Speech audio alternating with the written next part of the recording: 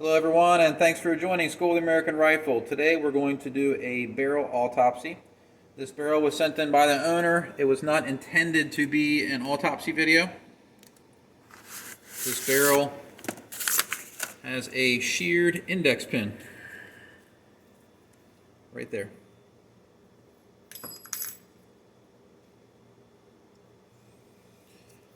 Now what this would look like without the index pin would be this here. This is before the index pin is installed.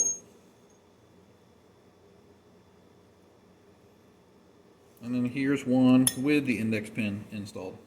So you can see that it's supposed to stick up. This is what locks into a notch in your upper receiver. It keeps your barrel timed properly. It's really important because your feed ramps here are controlled by this indexing within the upper, and then your cutouts for your barrel extension also have to be in a proper position in order for the bolt to find its way home. It also controls where your gas port is positioned, which should be at 12 o'clock top dead center. I'm going to put these barrels off to the side that I use for other examples.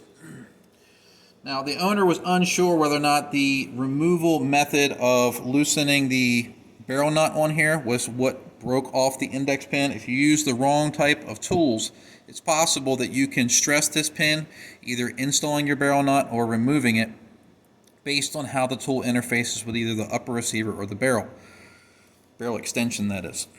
So a reaction rod, they're very likely to break this if you have an over-torqued barrel nut. So if you're trying to remove the barrel nut, a lot of the force will end up being displaced on this pin and can shear it off. If you don't really understand that, I have other videos that I produced a while back that discuss how that can happen and how the force is applied to that pin if you use different types of jigs and tools. That being said, I don't believe that the owner did this, and the reason that I'm saying that is there's several things that stand out to me that make me believe that this gun was fired, and he did fire the gun before he attempted to disassemble this. This is a Palmetto State Armory barrel. It's a 10.5-inch carbine gas. It's a 1-in-7, listed as a 5.56 NATO. It's a nitride barrel. And the reason that I believe that it was already broken is because if you look at the barrel extension here, try to get this positioned, you can see on the edge of all of the lugs there,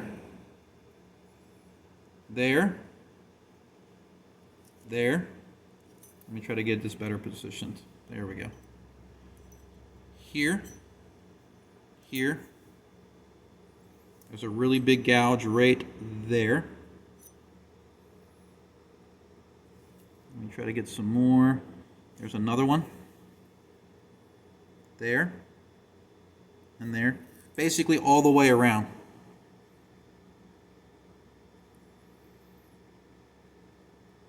And this happens because the index pin will shear, the barrel will slightly clock from the torque of the barrel nut being installed, and what happens is when the bolt is trying to come home, instead of it finding a nice easy way in like so, it's slightly cocked this way and it's hitting into these lugs.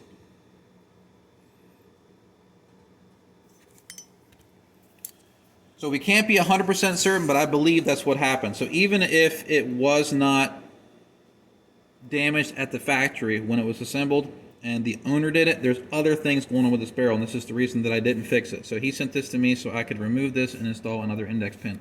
Sometimes when you break off this pin, you can't fix it.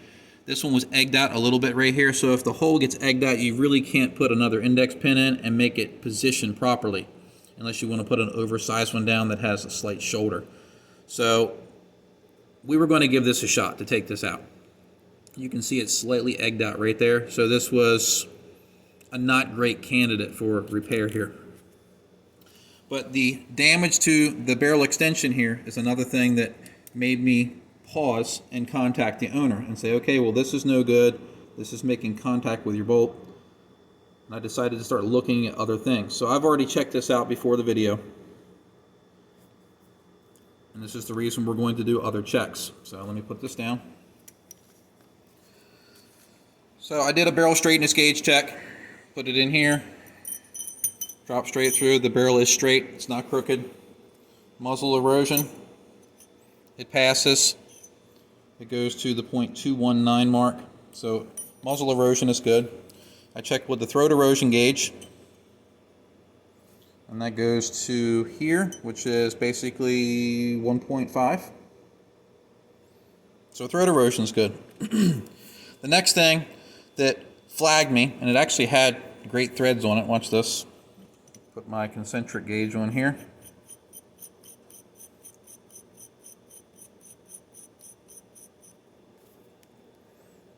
And it passes.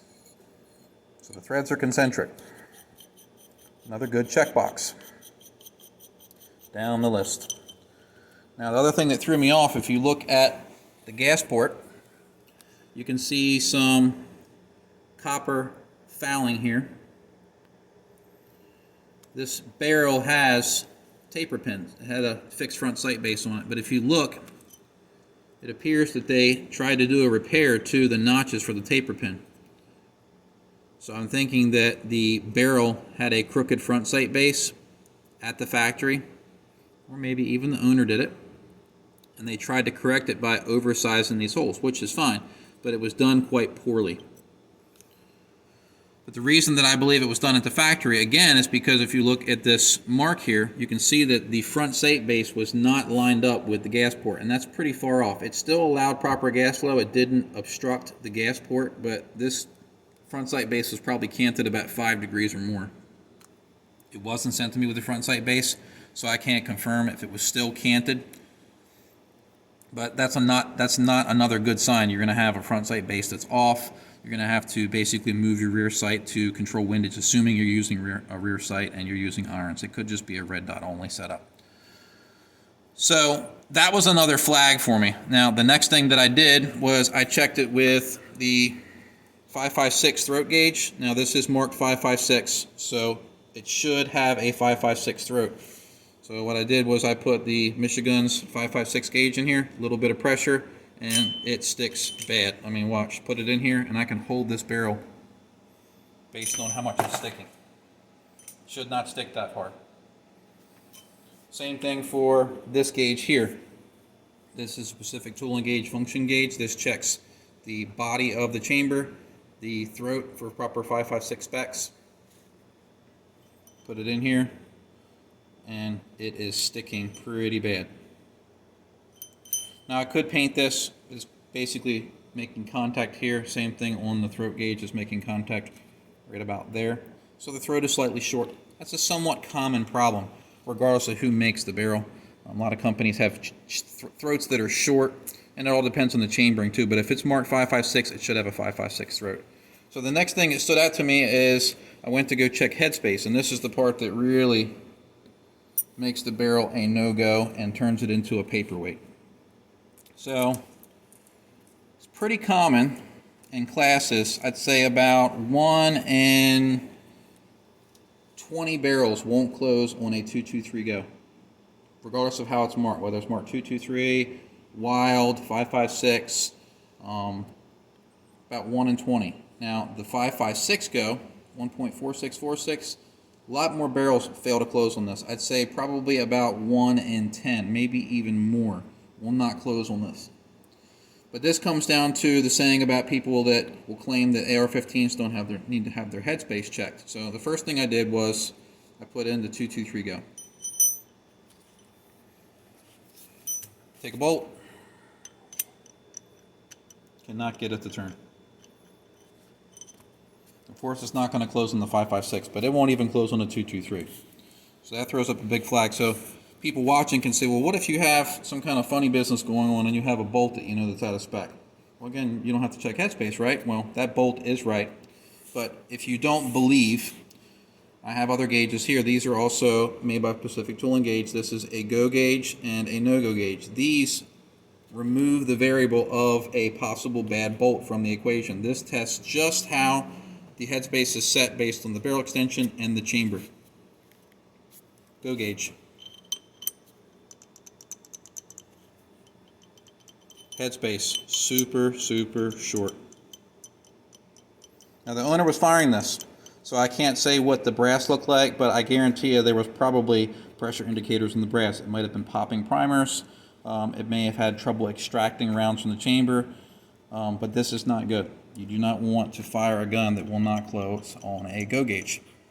So headspace is extremely short on this gun. It's a complete failure. So we're not even going to bother looking inside of it for defects, but what I will do is we'll still fire up the borescope and we'll look at the gas port to see if we can check the erosion. The amount of erosion will usually be a good indicator of how well used the barrel was. So we'll pop that on and we'll see what we get. So I'm going to move the barrel over to the vise.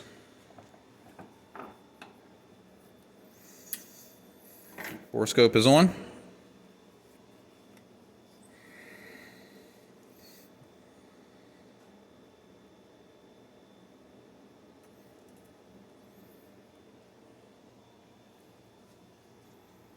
See, we have some copper fouling, so it's definitely been fired. Reposition the camera.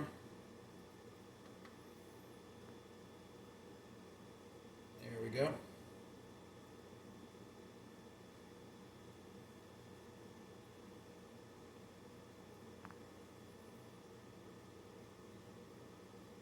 And we're out of the barrel. Crown's got a little bit of damage to it. Can you guys see that on the video? Right there on the edge of the rifling. Right there's a pretty big ding.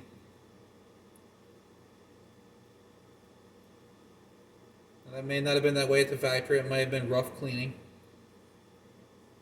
Let me pull this back through and see if we can find this gas port.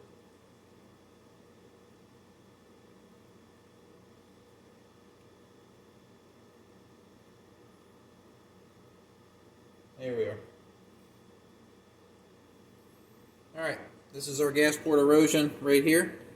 So this is definitely not a barrel that's only seen a couple magazines. I'd say this has had a couple hundred, if not close to 1,000. And it all depends on the ammunition you use, the length of the gas system. This is a carbine length gas system. But this could be anywhere between, I'd say, 100 and maybe 1,000 rounds, but that's probably being very, very conservative.